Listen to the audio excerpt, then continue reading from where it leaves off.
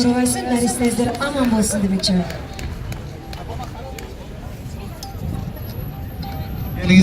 Келиңиздер урматтуу туугандар, мына жаңы кошулгандар түшүнбөй калбасын. Кичинекей 2 жашар бөбөгүбүз Татнайым мына сүрөттөн көрүп турган врачтардын айтуусуна караганда тез заранын ичинде жаңы жылга чейин чукул Индия өлкөсүнө барып операция жасаш керек экен. Аны уккан ата-энени билесиздер, кандай акыбалда калды. Андай чоң каражат андай ата-энеде жок. Андай чоң мындай кабарды укканда билесиздер, ата-эне бала менен кошо ооруйт. Ошондуктан туугандар, ошондой көзү чачырап турганда колу сунуп айыктырсак болот экен. Врачтар бар экен Индия шаарында. Жана силер менен бизди беттештирип, ак каражатты дагы карапайым эл бар, журт бар, табабыз дегендей кылып ушул кайрат айтып мына силердин алдыңыздарга жолуктуруп аткан Ак ниет аманат кайрымдуулук фонд туугандар. Ошол Ак ниет аманат кайрымдуулук фонддун төрагалары азыр келип калыптыр. Мен чакырып силер менен тааныштырып коеюн. Ал Ак ниет бир гана ооруган адамдарды эмес, гаражда жашаган апаларыбыз калып кеткен экен. Ошолорго үй салып берип атат. Канча үй бүтүрдүк дейт сүйлөшүп отурсак, анан канча оорулар бар дейт. Ушу оорунун түрү көп экенин өзү айтар. Келиңиздер, барыңыздар, ушу чогуу берек келип туугандар. Кимдир бирөөлөр жасайт деп биз шайладык элек, алар чет өлкөдө футбол ойношуп, футбол көрүп, ысык жерлерде сууга түшүп жүрөт. Бирок карапайым эл жасап атат. Ошондуктан келиңиздер, ошол бизди, сизди бириктирип аткан, баарыбыздын башыбызды бириктирип аткан Ак ниет аманат кайрымдуулук фондунун төрагасы Медер Сапарбаевди жана ошонун мүчөсү Ишеналы Турдумбетовдорду чакырып коюуга уруксат этиңиздер. Келиңиздер. Мына жаныңа келсең бир киши кылган иштери кандай кайрымдуу, сооп, тем более жума күнү сооп болот дейт. Ошол Медер Сапарбаев деген жигит ушул киши.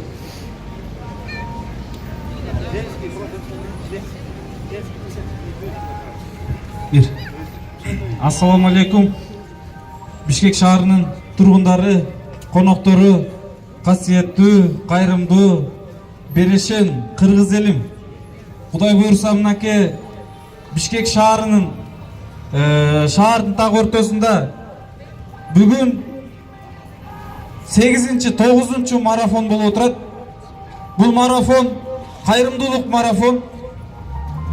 Бир үй бүлөнүн 12 жыл зарлап күткөн кызы болгон 2 жашта тагдырдын оор сыноосуна кабылып, биз менен сиздердин жардамыңыздарга муктаж болуп турат. Учурда сейрек кездешүүчү аплазия деген ооруга чалдыккан. Бул операция Индия жеринде жасалат. Бул операцияга 30 000 акш доллар керектелет. Бул каражат бул үй бүлөгө жоктугуна байланыштуу, жетишпегендигине байланыштуу сиздерге муктаж болуп турат, мекендештер. Бир туугандар, биз менен сизге муктаж болуп турат. Кудайга шүгүр кылайлы биз. Анткени биздин 12 мүчөбүз түгөл экен. Биздин мүмкүнчүлүгүбүз бар экен, бизге ушундай инсандар муктаж болуп турат. Мынакей Кудай буйрса, Аллага чексиз шүгүрлөр болсун. Декабрдын 3-үндө баштаганбыз. Ош шаарынан Жалал Абад шаарында өткөрдүк. Базар Коргон районунда болду. Кудайга шүгүрлөр болсун. Мына бүгүнкү күндө бир 15 күндөн ашуун болуп калды. Чогулткан аманат 25 000 доллардан өттү, Кудай буйрса. Аз калды. Мекендештер, бир туугандар, мен сиздерге кайрылып кетем. Момундай сооптуу акция илешип алыңыздар. Бүгүнкү 5 күндүк өмүрдө сооп үчүн кызмат кылып калыңыздар. Эфирде карасам. Тем более бүгүн жума күн. Баарыңыздарды жумаңыздар марек болсун. Окуган намазыңыздар кабыл болсун. Күндөрдүн султаны болгон бүгүн жума күнү сиздердин астыңыздарда кайрымдуулук марафон болуп турат. Ошондуктан туугандар, шашыңыздар, аракет кылыңыздар. Бүгүнкү сооптуу акция илешип алыңыздар. Мен атайын бүгүн ушул Бишкек шаарынын Чынар Гум соода борборунун алдында кайрымдуулук марафон өткөрүп отурабыз. Бул жерде кандай инсандар басат, кандай инсандар келет, биз билебиз. Чынында мекендештер, бир туугандар, биз акыркы убакта кыргыз эмес эле киргиз болуп баратабыз да. Кудай өзү сактасын. Эртең кимибиздин тагдырыбызда эмне жазылып турары бир гана жараткан Аллах билет.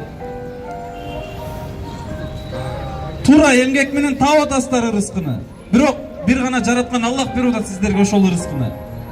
Аллахтын берген рызкысын момундай Аллах жолунда бир бурчун болсо дагы аянбаңыздар. Кыя басып, тээ четтен карап, кыйгач карап, эмне болуп атат деп башыңыздарды жерге салып таңгал өтпөңүздөр. Кудай өз сактасын. Эртең биздин башыбызда эмне күтүп турарын бир гана Кудай билет. Мен дайым айтып келем. Ошондуктан бир туугандар, келиңиздер. Мүмкүнчүлүк жок болгон болсо, дуа берип кетиңиздер. Сиздердин дуаңыздарга муктаж. Бирок мүмкүнчүлүгүбүз жок деп азыркы күндө эч ким айта албайт. Кудайга шүгүр, барчылык жетишкен заманда жашап атабыз. Баарыбызда бар, Кудайга шүгүр кылайлы азыркы күндө. Болгону кайдыгер карабайлы да, момундай жапжаш наристелерге кайдыгер карабайлы. Эч кимдин баласы оорубасын, эч бир үйдө наристенин ыйлаган үнү угулбасын. Ооруп аткан инсандарга Аллах таалам шифасын берген болсун. Рахмат, ихсан берген инсандарга ырашчылык бизден Актият Аманат коомдук фонд Кудай буйруса ден соолугубуздун аягына чейин мекенибизде ушундай ооруган инсандар үчүн кызматты кылабыз. Келиңиздер, кыргыз элим. 5 манжа бөлөк билек бир дейт. Биз бириксек, момундай татынайымдай канчалаган мекендештердин ден соолугун сактап калабыз. Сиздер салып койсом эле бул болуп калат деп ишенбестик болбосун. Болот Кудай буйруса. Мен ошонун катарында эле Миланды чакыргым келип турат.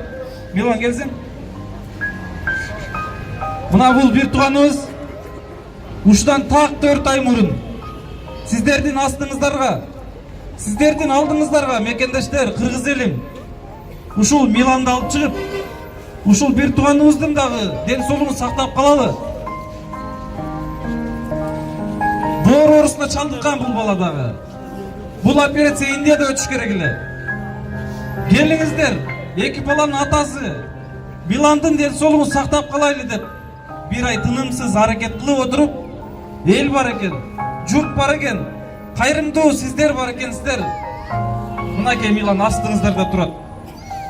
Миландын ниети болгон, мага айтып кеткен, дайым айтчу. Медер ага, эгерде мен жакшы болсом, Кудай буйруса, мен өзүмө окшогон инсандарга кызмат кылам. Ден соолугумдун аягына чейин кызмат кылам деген убадасын берген. Мына Кудайга шүгүрлөр болсун. Атайын те Баткенден келип, биз менен Медер ага, сиз менен кошо соокту мен дагы бөлүшүп калайын деп атайын келип, мынакей сууктун күнүнө карабастан жүрөт.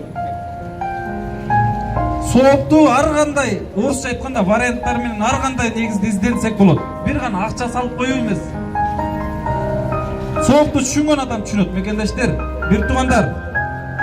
Сооп эмне экенин билбейбиз, бирок кээ бир жерде өтүп аткан киргиздер. Бул эмне деп таң калабыз да. Чыныгы жашоодо билесиздер. Чыныгы жашоодо биз бул жарык жашоого кандай келген болсок, ошол жашоого дагы куда ошондой кетебиз. Эчтекебизди алып кете албайбыз. Байлык эмес, бийлик эмес, жада калса бир пайы жок носкибизди алып кете албайбыз. Мына бүгүнкү таап аткан бир гана сообуз менен барабыз. Ошондуктан мекендештер, акча үчүн, сом үчүн эмес, соо үчүн кызмат кылалы келиңиздер. Мен ушуга чакырам.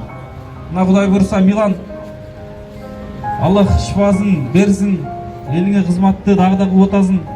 Улант Кудай буйруса биргеликте элге кызмат кылабыз иншалла. Сендей уулдар кыргызда көбөйсүн. Элди жерде ойлогон чыныгы кыргыздар көбөйсүн. Кудай буйруса биргеликте кызмат кылабыз. İnşallah мына Милан өзүң кээ бир инсандар ишенбөстүк болушу мүмкүн, өзүң айтып кетсең. Ассаламу алейкум, урматтуу кыргыз элим, момун мусулман агайын, бир туугандар, кайрымдуу калкым. Мындан 5 ай мурда, 4 ай мурда ушул Татынайым карындашыбыздай болуп сиздерден жардам сурап чыктык эле. Арадан убакыт өтүп, Алла Таала берип, сиздердин жардамыңыздар менен сиздер себепкер болуп, бүгүнкү күндө астыңыздарга келип отурам. Барына Аллага чексиз шүгүр. ушундай тагдырдын оорсуноосуна кабылган биздин Татынакай карындашыбыз Татынайым бүгүн сиздердин жардамыңыздарга муктаж болуп турат. Келиңиздер, колуңуздардан келген жардамды берип, аз да болсо коробкаларга салып өтсөңүздөр. Мындан 4 ай мурда мени колдоо бердиңиздер де, эми ушул карындашыбызды да колдоо бериңиздер. Мына астыңыздарда турам. Карындашыбыз дагы бир күн астыбызга келет, айыгып келет, буга толук ишенем. Ушул биздей болуп кыргыз элиге кызмат кылат. Унчукпай, кара өтпөй бардыгыңыздарды жардам кол сунуп, кайрымдуулук кылууга чакырат элем. Бардыгыңыздарга терең ыраазычылык, рахмат айтам. Рахмат, бир кол чаап коюңуздар, урматтуу туугандар. Баарыбыздын башыбызды бириктирип аткан ушул Аманат Ак Ниет, Аманат кайрымдуулук фондунун төрагасы Медер Сапарбаевга бир кол чаап коюңуздар. Мына кечээ жакында эле Индия шаарынан, Индия өлкөсүнөн ушу операция болуп келген Миланга жана ошонун мүчөсү Ишеналы Турдумбетовдорго бир кол чаап коюңуздар. Рахмат сиздерге, рахмат. Булар ушул сооптуулук иш кылып атат. Бирөө кичине бир иш кылып койсо телевизордон чыгып алып бир ай какшайт. Мен мындай кылып атам. Жок, булар сооптуулук иш кылат, урматтуу туугандар. Мен ал соопторун мен айтып коеюн. Мына каралбай калган апаларыбыз, аталарыбыз бар экен. Ошолорго дагы үй салып берип атышат. Ооруган адамдарга моминтип жардам берип атат. Албетте сиздердин жардамыңыздар менен, урматтуу туугандар. Ошондуктан келиңиздер, кайдыгер карабастан мына коробкаларга кичинекей болсо дагы 1 сом болобу, 2 сом болобу, тамеки деле тартып, арак деле ичип коюп атасыздар. Ошонун кичине салымын ушул бөөктөрүбүзгө, биздин келечегибизге болгон бөөктөрүбүзгө салымыңыздарды салып койсоңуздар. Себеби мына азыр жумуштан үйгө барсаңыздар, кичинекей бөөктөрүбүздүн үйлөрдө үнө кылып, күлгүсү кылса кандай чарчаганыңыздар жазылат. Ошондуктан туугандар, келиңиздер, Татынайымдын да ден соолугуна кайдыгер карабай, болгон колуңуздардан келишинче боорукелик кайрымдуулук көрсөтүп коюңуздар.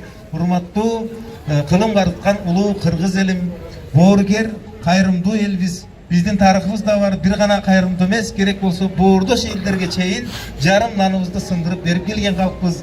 Ошондуктан келиңиздер, кыя баспастан ушул коробкаларды карап өтпөй, урнаны уруп өтпөй, салымыңыздарды салганча өтүңүздөр.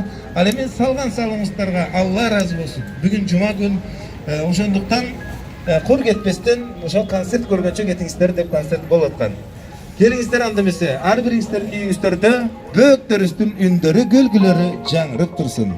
Ушулардын ден соолугу чың болуп эч качан оорубасын. Келе жаткан жаңы жылыңыздар менен дагы бир жолу куттуктайбыз.